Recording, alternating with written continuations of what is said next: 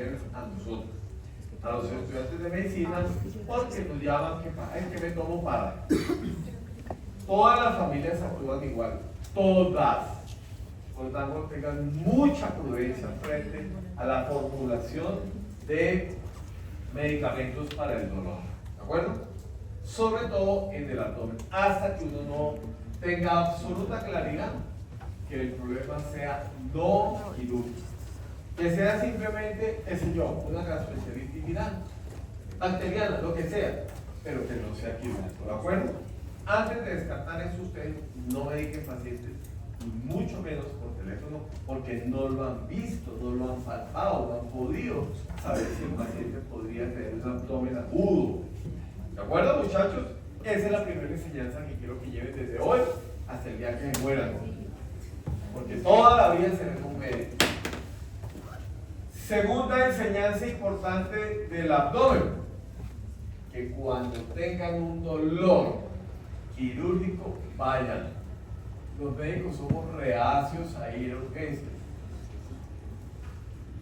Se los digo por experiencia propia. ¿Sí? Porque sabemos qué va a pasar. Y como sabemos qué va a pasar, nos da mamera. Y como nos da mamera, podríamos terminar con problemas muy serios. Hace relativamente poco un neurocirujano sabía que tenía una apendicitis y le mamó gallo toda la semana. ¿Qué le pasó al neurocirujano? Se murió. Una persona muy reconocida de esta ciudad, muy importante de esta ciudad. Sabía, era consciente y le mamó gallo toda la semana. Y cuando finalmente él se hospitaliza, estaba en sepsis. Y el domingo, de viernes a domingo, murió. Para que vayan viendo que uno, el hecho de que sepa qué es lo que está pasando, no quiere decir que no va a pasar nada. Igual somos pacientes. ¿De acuerdo? Y somos reacios a ir a los servicios de urgencia, porque sabemos que nos va a pasar. ¿De acuerdo? 2 días con dolor abdominal. Hice el pendejo el primer día, el segundo día no me quitó el dolor. Cuando llegó Manuela, estaba ocupada, creo, era estudiante como octavo en aquella época, y me colocaron una buscapina y me dijo, absolutamente no, nos vamos ya por urgencias. Tenía una colelitiasis y terminé operado 5 horas después, en la mañana del domingo. ¿Qué quiere decir esto? Que les estoy contando mis experiencias y las historias de nosotros, porque como sabemos qué pasa, nos da mamera. Eso yo lo manejo con no sé qué. Porque sabemos que vamos a terminar operados de mamera. Por favor, seamos prudentes porque somos pacientes. Por favor, seamos prudentes porque podemos terminar metiendo en un problema muy serio con una persona cercana. Listo, después de hablarles de esto, que es muy interesante, asepsia del peritoneo, ahora sí, hablemos un poquitico de las características del peritoneo. ¿Cómo es esta serosa, muchachos? Pues esta serosa es una estructura, insisto, que va a recubrir toda la cavidad como se los planteaba yo acá, miren. Y esa cavidad recubierta pues se llamará peritoneo parietal, ¿cierto? Y dependiendo de su ubicación se llamará parietal diafragmática, parietal pelviano, parietal posterior y parietal anterior, así se llama. Dentro de eso se llamará cavidad peritoneal. Fuera de eso se le llamará cavidad extraperitoneal. Por lo tanto, todos los órganos que estén por fuera serían órganos extraperitoneales. Sean supra, infra, pre o retro. ¿Estamos de acuerdo? Y todo lo que esté adentro serían intraperitoneales. Y aquí hay un comentario muy especial que quiero enseñarles, porque en cirugía tenemos como una manera de nombrar al peritoneo que no es correcta. Entonces, quiero decirles que cuando yo estoy dentro de la cavidad, como el inicio de cualquiera de estas flechas, o si yo quisiera poner aquí una bolita, esa estructura donde yo estoy poniendo mi dedo, la punta de mi dedo, o el origen de la flecha, está dentro de la cavidad, ¿estamos de acuerdo? Y a eso dentro de la cavidad lo vamos a llamar intraperitoneal, ¿estamos de acuerdo? En este instante les quiero decir que el único órgano intraperitoneal que está dentro de la cavidad y desprovisto de recubrimiento de peritoneo se llama el ovario. Es el único órgano que en realidad está situado dentro de la cavidad y desprovisto de peritoneo. ¿Me entendieron? Es decir, que está dentro, como las llaves, como este la manito. Mira, ahí está, ¿cierto? Hay una estructura que está dentro de mi bolsillo, ¿cierto? Esa estructura que tú estás tocando, que a través de la áptica, es decir, del aprendizaje de tus pulpejos, ¿cierto? Dices así es cuadradita, debe ser tal cosa, ¿cierto? Puedes hacer eso por tu cerebro. Pues esa estructura está dentro del bolsillo del profe y se llama intracavitario, intraperitoneal. ¿Es claro? Independiente de que la función esté o no alterada. No, ahí es la ubicación normal y por supuesto su función es perfecta. ¿Quedó claro? ¿Quién? El ovario. El ovario. Punto final. Intracavitario. Segundo, resulta y pasa que dentro de esa cavidad peritoneal hay unas prolongaciones. Acabo de decir lo siguiente, mis muchachos. Yo acabo de decir que por acá, en este espacio, ¿sí se acuerdan? Descendía una estructura que se llama la arteria aorta. ¿Bueno? Esa arteria aorta también les conté, va a encargarse de dar unas ramas, unos troncos que van a dar irrigación al intestino primitivo, ¿sí o no? ¿Sí? Que lo llamé anterior, medio y posterior, que lo convertí en estómago, ¿sí? Y vamos a hacer una estructura. Vamos a hacer que aquí sale una estructura arterial. La vamos a llamar la arteria mesentérica superior. Y la arteria mesentérica superior se va a encargar de llevar información hacia alguna parte de la víscera, ¿me entendieron? Entonces, para poder llevar a esta víscera que está situada acá, pues necesito que el peritoneo primero envuelva la estructura vascular, mírenlo. Y luego envuelva a la víscera determinada. Entonces, en este instante acaba de suceder algo importante frente a la serosa peritoneo. Lo primero que sucedió es que ese peritoneo parietal se reflejó o se dobló, como lo quieran llamar, mírenlo, ya está. Reflejado o doblado. Primera característica. Segundo, que la reflexión de ese peritoneo parietal en la pared peritoneal parietal posterior tiene dos hojas, una arriba y otra abajo, que están envolviendo un paquete vasculonervioso. ¿Todos conmigo? Y tercero, que se prolonga de atrás hacia adelante para finalmente envolver a una víscera determinada, cualquiera que sea. En este caso, vamos a ponerle a la víscera colon. Vamos a decir que esto es el colon transverso. ¿Por qué lo dibujo así? Porque lo partí por acá. Iba de derecha a izquierda y lo partí por aquí, por eso se ve así. ¿Me entendieron? Ahí tengo entonces peritoneo parietal, el pedículo, que ya le voy a poner nombre, y peritoneo visceral. ¿Todos me entendieron? A ese peritoneo visceral los cirujanos muy frecuentemente le dicen el colon transverso es intraperitoneal. Eso no es cierto. Ese es el error. Ese es el error del léxico. El colon transverso es peritonizado. Esa es la palabra mágica. Se la voy a apuntar.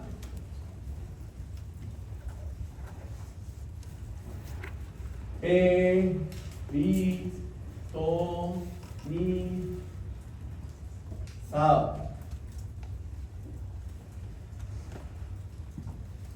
Entonces una cosa es intraperitoneal y otra cosa es peritonizado. ¿Me entendieron? Peritonizado, ¿qué quiere decir? Que yo envuelvo parte de un órgano o parte de una víscera. ¿Qué parte? En porcentaje depende de la vista. En este caso, ¿qué porcentaje creen que está envuelto el colon transverso? Pongamos un porcentaje de envoltura, eso me lo inventé yo. Yo lo voy a poner 96%. ¿Por qué? Porque el 4 que no está envuelto lleva el pedículo. ¿Estamos de acuerdo? Miren el pedículo, se lo vuelvo a dibujar. Por aquí viene la arteria. Y la arteria va a dar unas ramas para dar irrigación al transverso, ¿sí o no? Unas arterias intestinales o cólicas. Entonces, ahí en el pedículo no está envuelto. Ahí tienes pedículo. Entonces, quitémosle 4%, digamos 96% restante está peritonizado. ¿Me entendieron? ¿Todos me entendieron? ¿Alguien no entendió? Peritonizado, intraperitoneal, parietal, visceral. ¿Preguntas, dudas? Perfecto, muy bien. Esto, más que saberse todas las características del peritoneo, es que ustedes me entiendan. Y entendiéndome el peritoneo, tarea. Ya empezó el cotillero. Nada que hacer. Siempre habrá tareas. Entonces, en el libro de Pro, ¿sí? Está en Eureka. En ese librito, el capítulo de peritoneo está muy bien. Ustedes pueden complementar la clase de ese librito. Pro. Uy, qué oso. Y la vida ha visto un libro. Pro. P-R-O. No nos gusta eso, nos gusta Grey para estudiantes. Bueno, Grey para estudiantes también aguanta. Lo que pasa es que en Pro está muy determinado cada pasito como yo lo vi en la clase. ¿Sí? A pesar de que yo lo saqué de la taller, digamos que Pro es un buen resumen de la taller. ¿Sí? Y tiene esta característica de peritonización que en ningún libro está claro. Bueno, ¿aprendieron esto? Muy bien. Entonces, nace otro concepto. Aquí tengo varios conceptos. Peritoneo, parietal, visceral, intraperitoneal, peritonización. ¿Claro? Ahora vamos a hablar de otro. La reflexión del peritoneo en dos hojas que envuelve un paquete vasculonervioso se llama meso. Meso. Y el apellido del meso es al órgano que va a envolver, o que al órgano hacia donde va a llevar la información. Vamos a poner este ejemplo claro que vimos acá. ¿Cómo se llamaba esto? Muy bien, ¿cómo se llamará el meso? Meso con otra meso. ¡Ay, tan fácil! Sí, así es. ¿Cómo se llamará el meso que lleva información de arterias que se llamarán sigmoideas? Adivinen hacia dónde o hacia qué parte del colon va. Pues al colon sigmoide. ¿Dónde era que está ubicado? ¿Cómo se llamará ese meso? Mesocolon sigmoide o mesosigmoide. Ay, tan chévere y tan fácil. Intestino delgado. ¿Cómo se llamaba intestino? En latín, ¿cómo dijimos? ¿Que tenía que ver con las arterias? Enterio. ¿Cómo se llama el peso del intestino delgado? Enterio. ¿Y quiénes van por ahí?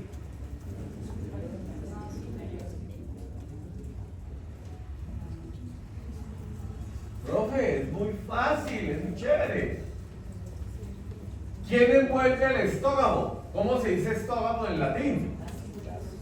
¿Cómo se llamará esta estructura de doble que lleva información hacia el estómago? Y así sucesivamente. Tarea, hacerlos todos. los que existan. Para eso son los libros. ¿Me van entendiendo, mis muchachos? Entonces, eso siempre y cuando lleve información básculo nerviosa. Por ahí va una arteria, viene una vena y seguramente van unos nervios. Unos nervios que seguramente eran como, si son vísceras. Piensen. Lógico. Muy bien, porque son vísceras. Son autónomos. Tienen que ser autónomos, porque son vísceras. No pueden ser parietales, porque no son paredes, son vísceras. Uy, profe, bien. Estamos entendiendo con lógica cómo es que está bueno. Muy bien. Eso sería un meso. Resulta que hay otros, también reflexiones del peritoneo, pero que no tienen paquete. Vamos a hacer uno por aquí. Vamos a hacer aquí un peritoneo, pero un corte coronal. En un corte coronal, yo haría un peritoneo así, muchachos.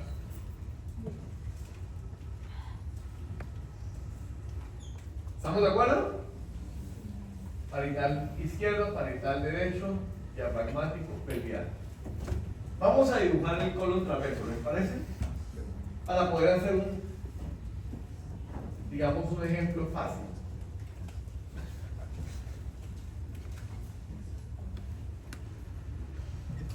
¿Sí?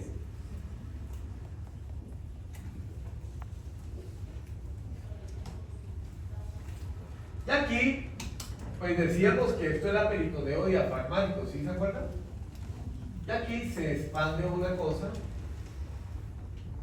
que tiene doble capa de peritoneo, pero no tiene paquete vasculonervioso.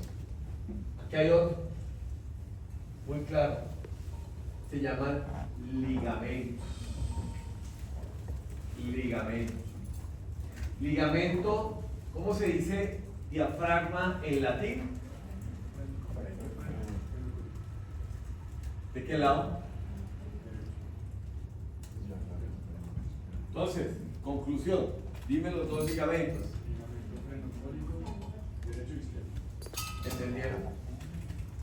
Que sostienen el colon transverso del lado derecho y del lado izquierdo. ¿Me entendieron? Entonces, si lleva paquete, meso. Si no lleva paquete, ligamentos. ¿De acuerdo? Y vamos a ver que algunas estructuras, una digo yo, de acuerdo a Tespy, de acuerdo a la Target, de acuerdo a los clásicos, solamente hago una excepción. Los autores modernos hacen más excepciones. Bueno, muy bien. Entonces, en este caso acabo de dar dos ejemplos. Aquí podría ser otro. Aquí voy a dibujar un hígado, ¿se acuerdan? Y aquí voy a dibujar un ligamento que va hacia el hígado, desde el ombligo,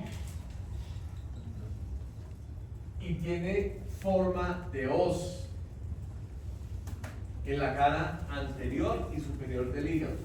Por lo tanto, como tiene forma de hoz, se llama falciforme en español. Falciforme. Ligamento falciforme del hígado. Ese ligamento falciforme que está ubicado en la parte anterior y superior del hígado, y así, divide mi hígado en derecho y izquierdo. ¿Me entendieron? Y así habrá otros ejemplos relevantes que nosotros vamos a ir encontrando en la medida que yo vea la presentación que nos dejó el profe Guillén y además en la medida que yo lleve una lectura. Preguntas, dudas hasta acá. ¿Me tienen claridad por lo pronto de parietal, visceral, meso, ligamento, peritonización, intraperitoneal, extraperitoneal? Profe, es clarísimo. Imagínense que esos ligamentos y esos mesos en algunas ocasiones unen ya no paredes con órganos, sino órganos con órganos, órganos con vísceras, vísceras con vísceras. ¿Sí? Y en ese orden de ideas, esos mesos y esos ligamentos cumplen esa doble función, tanto de meso como de ligamento. ¿Y cuáles son las funciones propias? Una, llevar información o traer información. Y dos, sostén. ¿Claro o no?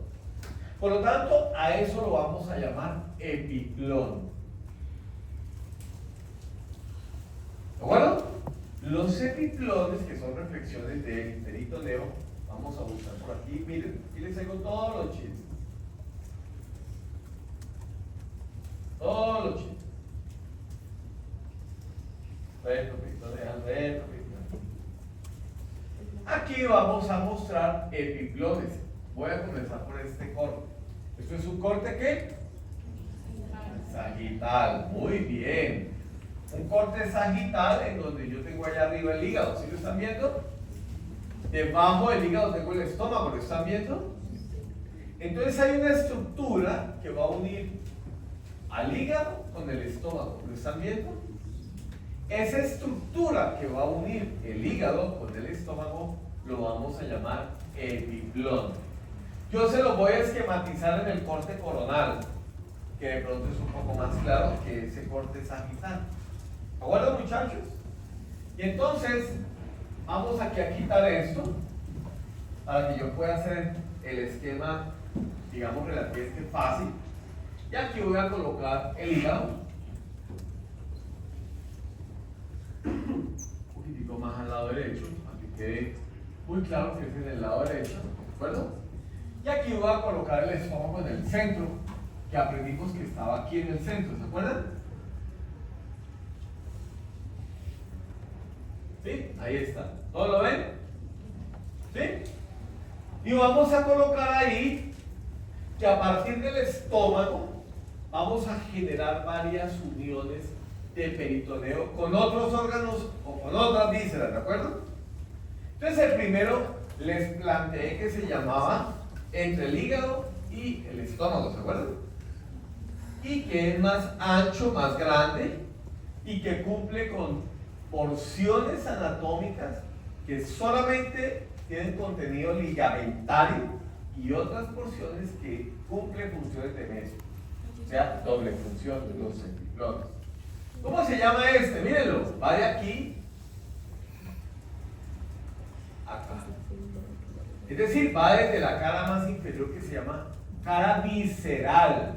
¿Por qué visceral? Porque el hígado cuando mira así, mira las vísceras. Lo llaman la cara inferior, se llama cara visceral. Desde la cara visceral del hígado hasta la curvatura menor. ¿Todos lo están reconociendo, sí o no? Se llama epiplón pequeño, epiplón menor. El epiplón menor tiene algunas porciones que son exclusivamente ligamentarias, como esta y esta. Aquí y acá. Solamente cumple con funciones ligamentarias. Pero también tiene porciones en donde hay pedículos, como aquí o acá,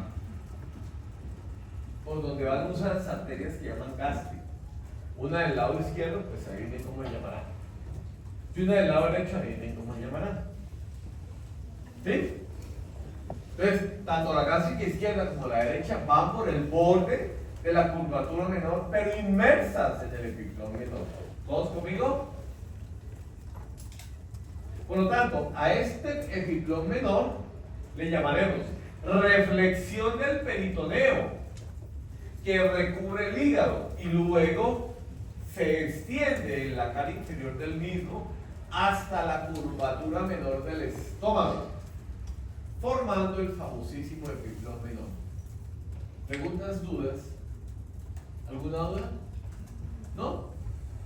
Pues resulta, muchachos, que el epiplón menor luego va a recubrir el estómago. ¿Cómo se llamará este peritoneo que recubre el estómago? ¿Peritoneo qué? Vísceras. Muy bien. Y luego, cuando termine en el borde de la curvatura mayor, ese peritoneo se va por acá. ¿Por delante de quién?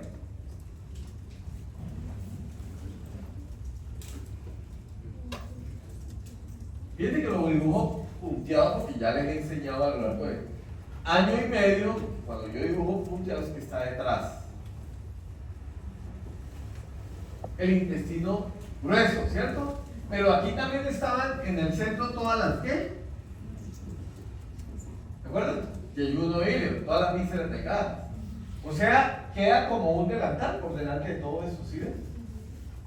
A ese delantal, a esa reflexión del borde de la curvatura mayor del estómago, que va por delante del trapecio y por delante de las vísceras delgadas, se llama epiplón mayor. Epiplón menor arriba, epiplón mayor abajo. ¿Alguna duda?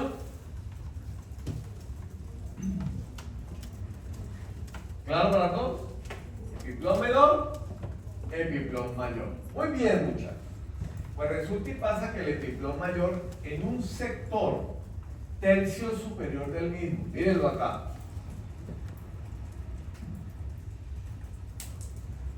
tercio superior del mismo, se le llama ligamento gastrocólico. Tercio superior del epiplón mayor se le llama ligamento gastrocólico. Y es la excepción. ¿Por qué, profe? Porque ahí discurren dos grandes arterias importantes. Una por el lado derecho, gastroepiplón, gastroepiploica, gastroepiplón. Entonces habrá una que se llame gastroepiplón derecha y la otra se llame gastroepiplón izquierda.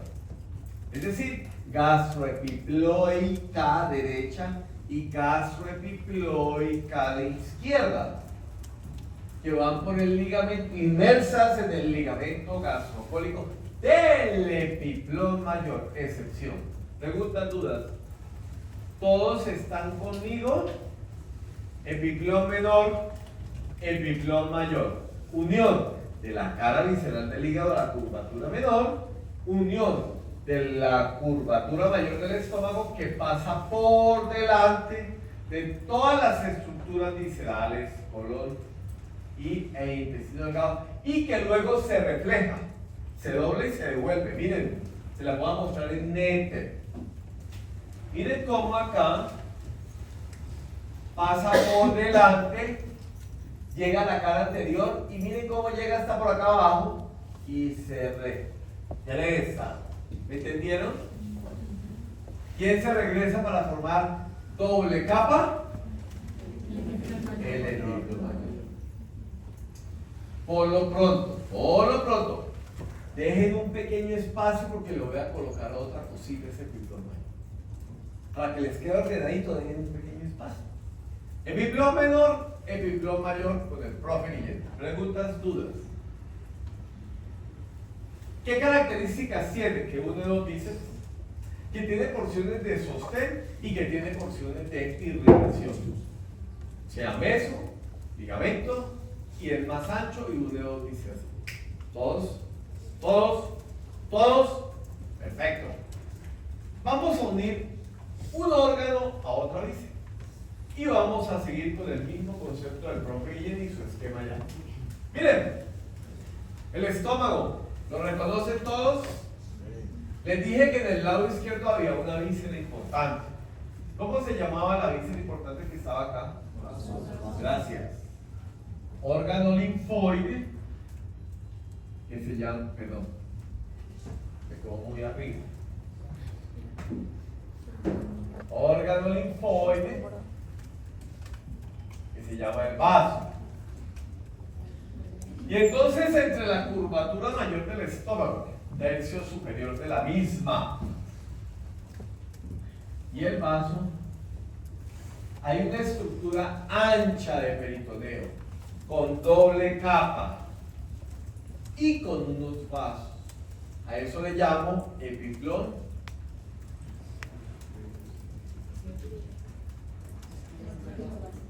Muy bien, pero al contrario, soy más bonita.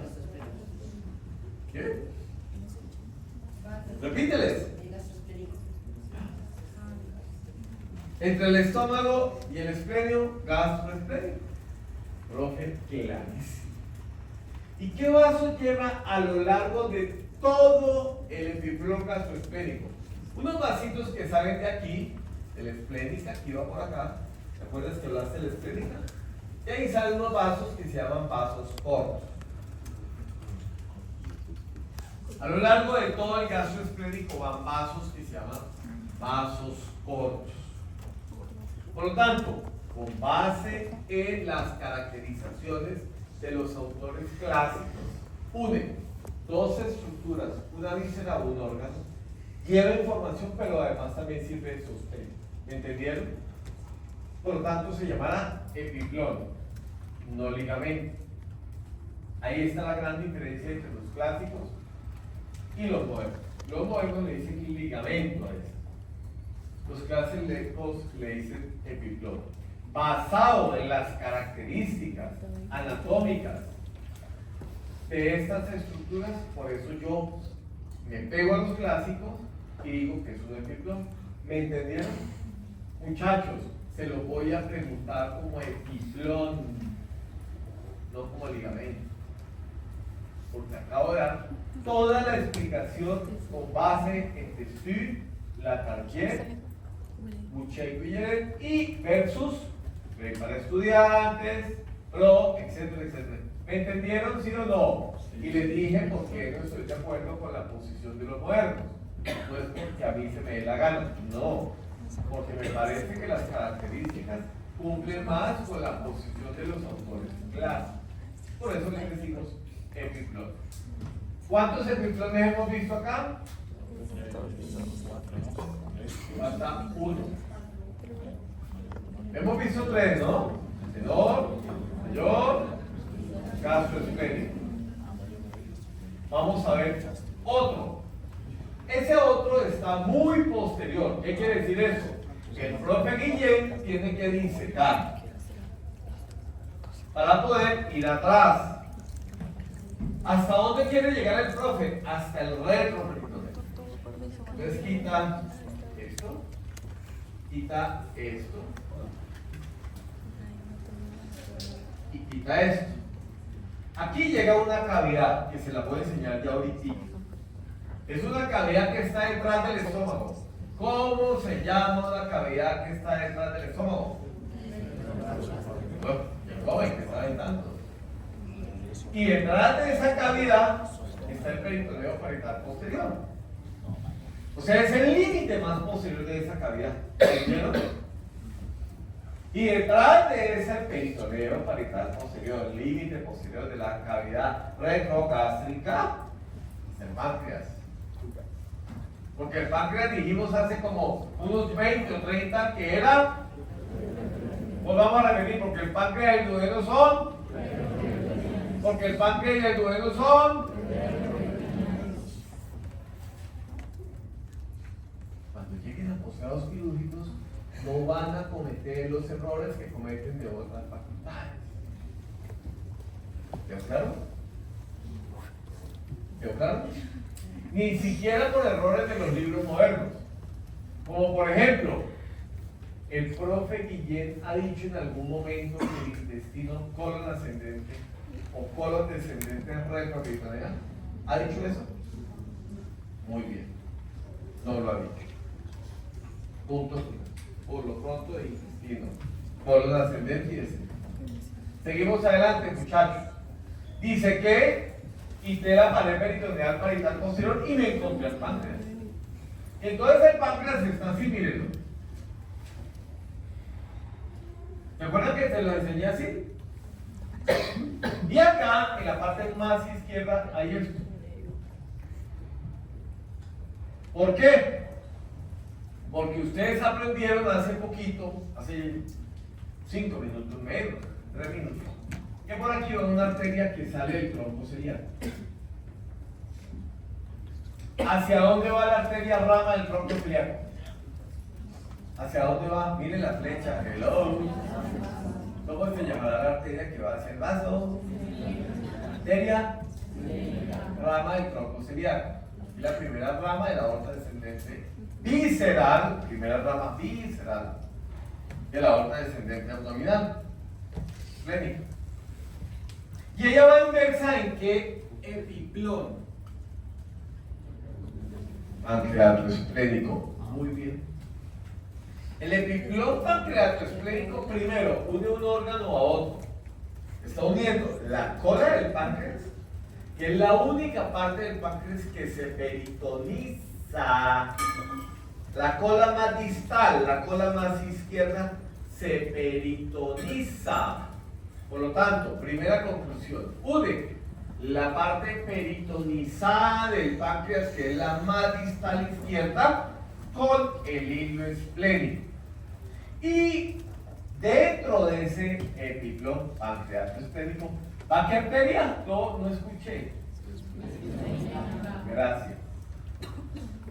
Chiquiticos, cuando se hace una esplenectomía,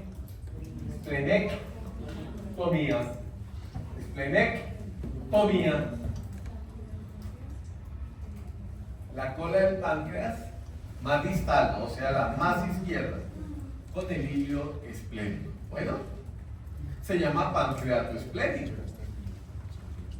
Y cuando yo tengo que quirúrgicamente hacer esplenectomía,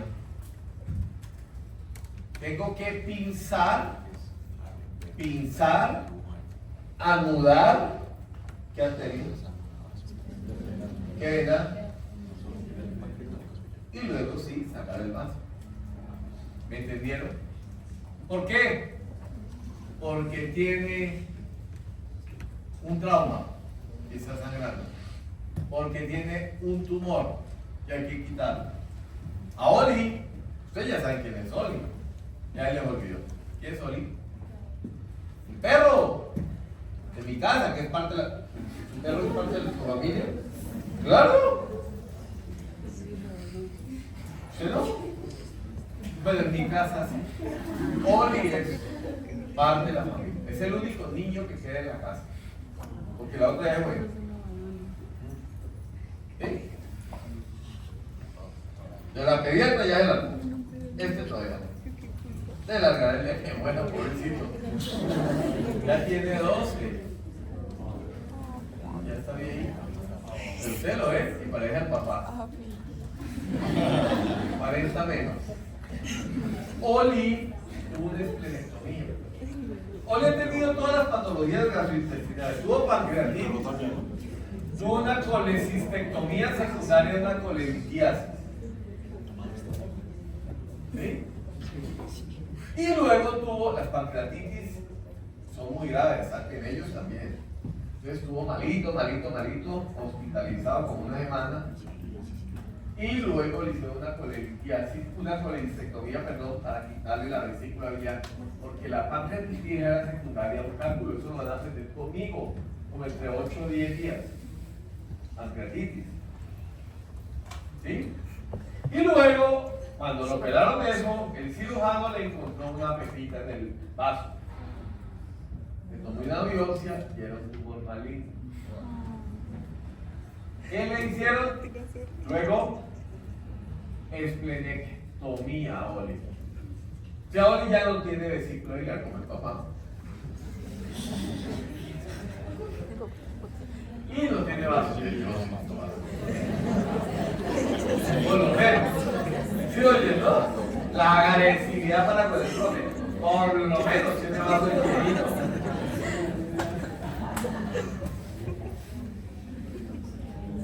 ¿Preguntas, dudas? Todo clarito, ¿no? Hemos visto epiplón con algunas historias medio chimpas, medio clínicas, medio quirúrgicas, que les permite de entender que el peritoneo no es una tela ahí aburrida con que para nada. Sobre todo desde el punto de vista quirúrgico, pero también desde el punto de vista químico, porque puede permitir que pasen cosas y producir sepsis.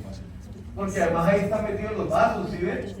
Pues claro, fácilmente los bichos se meten en los vasos y hacen la sepsis.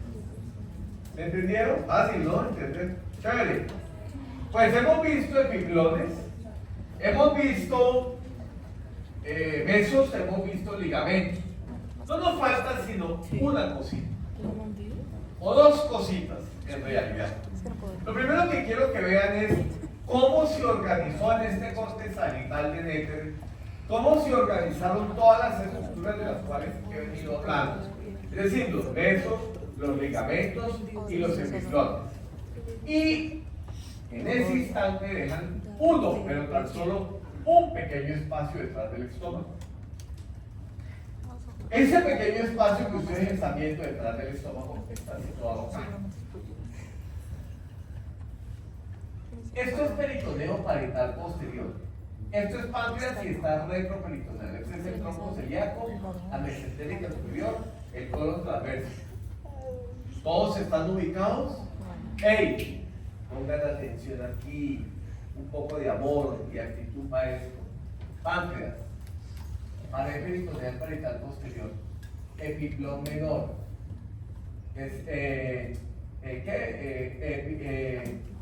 peritoneo visceral gástrico posterior, epiplón mayor. ¿Sí es claro? ¿Sí ven que hay una cavidad ahí? Mírenla. Se llama el espacio retrogástrico o trascavidad de los epiplones. O trascavidad, de trascavidad, para que se acuerden, de trascavidad de los epiplones.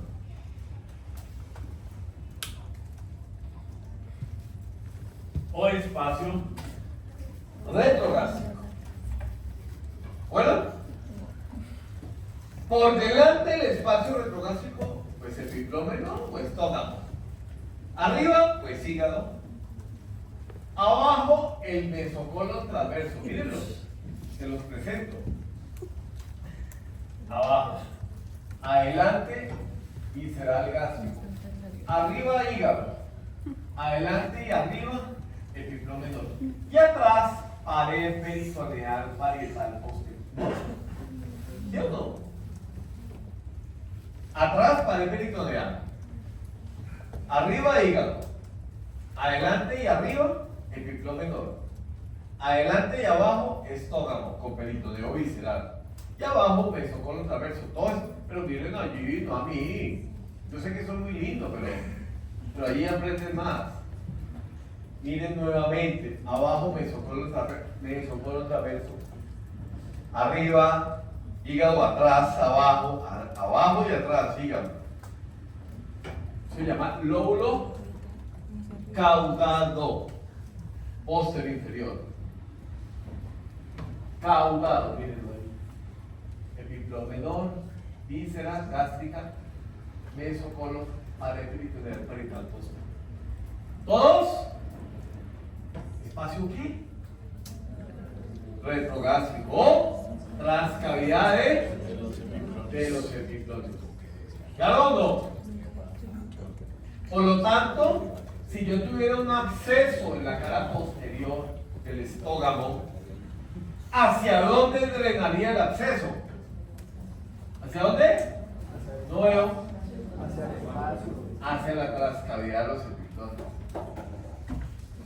¿Sí o no? Y si yo tuviera un tumor gástrico agresivo, ¿invadiría quién? Al páncreas. Ajá. ¿Están entendiendo? Las relaciones tienen que ver con la alteración. Tienen que ver con la alteración. Por eso la anatomía seguirá siendo vigente por séculos seculum, puntos suspensivos, hasta el futuro. Porque siempre tendrá que ver con las relaciones nuestras, de nuestros órganos y por supuesto con las alteraciones de esos órganos. ¿Sí o no? Listo, muy bien. Entonces aquí estamos viendo un pedículo. Estamos viendo la pared peritoneal parietal posterior. Todos miran allá. Y atrás veo el psoas, el cuadrado y la columna. ¿Todos vieron eso? ¿Sí o no? Sí. Tienen que haberlo visto. Porque así se lo voy a mostrar en resonancia. Porque así se lo voy a mostrar en tacto. Porque así se lo voy a preguntar. Ustedes saben que a mí me excita la radiología. La anatomía radiológica. Es decir, que eso se convierte en imagenología, que es una fotico idéntica a la anatomía. ¿Esto es un corte qué? Transversal axial. Con retroperitoneo y veo todas esas cositas. Por lo tanto, yo podría preguntar la cava, la aorta, ¿sí? El cuadrado, el psoas, o, de una vez, lo verás dentro de un mes y medio, dos.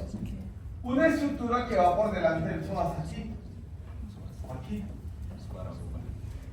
Se llama el uréter.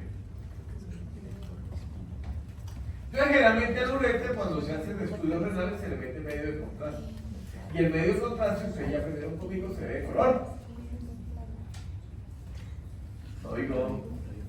¿De color? No oigo. Blanco. Se ve de color blanco. Por lo tanto, si yo veo una estructura que está por delante del uréter de la psoas, redondita, ¿qué será? Aquí en la costa, ¿qué será? Ya, pues uréter. Yo no. Uréter, profe. Que va hacia la vejiga. Preguntas, dudas. Ya están cansados. Yo sé que ya están cansados. Ese sería el peritoneo anterior. Parietal anterior. O sea, el peritoneo anterior que está profundo a los músculos que les enseñé, los oblicuos y el transverso. Y al recto del abdomen, ¿sí lo ven? Miren el ombligo, se los presento. Y miren algunas estructuras que van a ir envueltas en peritoneo o por delante del peritoneo, que salen entre otras de la vejiga hacia el ombligo. La vejiga embrionaria nació en un espacio que llamaba alantoides. Eso lo ven con la doctora María Lucía, alantoides. Y ese alantoides va a regresionar, se va a hacer chiquitito hasta que queda un tubo. Y ese tubo luego regresiona y se convierte en un ligamento. Mírenlo acá, se los presento chiquiticos, mírenlo acá, hasta el vértice de la vejiga. Se llama uraco. Se lee en los cadáveres. Lo preguntamos. Nombre de la estructura señalada. ¿Qué fue en la vida embrionaria? O unas arterias que en el feto se llaman umbilicales. Pero que en nosotros dejaron de ser arterias, porque ya no tenemos cordón umbilical. Bueno, algunos más de toda la vida empezaron cordón umbilical. Los bombrines vienen con la mamá hasta que está viejita y ellos también.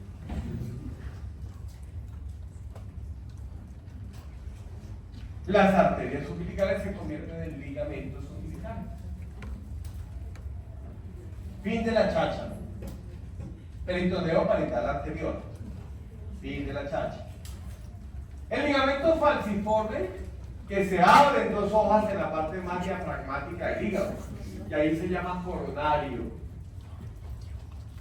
Coronario del lado derecho, coronario del lado izquierdo. Y en el extremo 5 o en el extremo 5' se llaman triangulares. Ligamentos triangulares. Esta es la movilización del páncreas cuando está rotando el estómago, cuando está rotando las vísceras embrionarias de embrión, cuando sale. La doctora María Lucía les va a contar que las vísceras salen de la cavidad, crecen allá afuera, porque imaginen que el intestino delgado mide como 7 a 9 metros. Imagínense todo lo que mide, de largo. Entonces sale, crece allá y y en esa movilización el páncreas queda atrás. Miren cómo queda. Lo azul es como queda. Por eso se llama retroperitoneal. Pero hay una cosa muy interesante que también tiene que ver con la transcavidad de los epiplones, o el espacio retrogástrico, el cual también lo llaman algunos autores la cavidad peritoneal menor. Quiero concluir que la cavidad peritoneal menor tiene comunicación con la cavidad peritoneal mayor. Miren acá, muchachos, miren acá. Esto que ustedes están viendo acá se llama el hilo hepático. Lleva una arteria hepática, un colédono y una vena porta. ¿Sí? Y detrás del hilio hepático está el ingreso hacia la trascavidad de los epiclones. A este hiato se le llama el hiato, que sería hueco en español, el hiato hacia la trascavidad de los epiclones, o hiato de Winslow. Todavía todo el mundo en clínica y en cirugía y en imagenología le dice por el epónimo, hiato de Winslow, o hiato hacia la trascavidad de los epiclones. ¿Me entendieron? La cavidad peritoneal menor o trascavidad de los epiclones se comunica con la cavidad peritoneal mayor. ¿Todos conmigo? ¿Todos ubicados? Bien. Menor, mayor, trascavidad.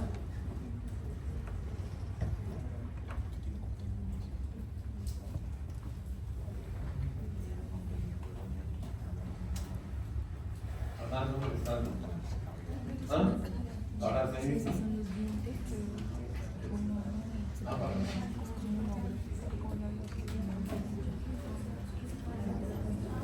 Retrogástrico.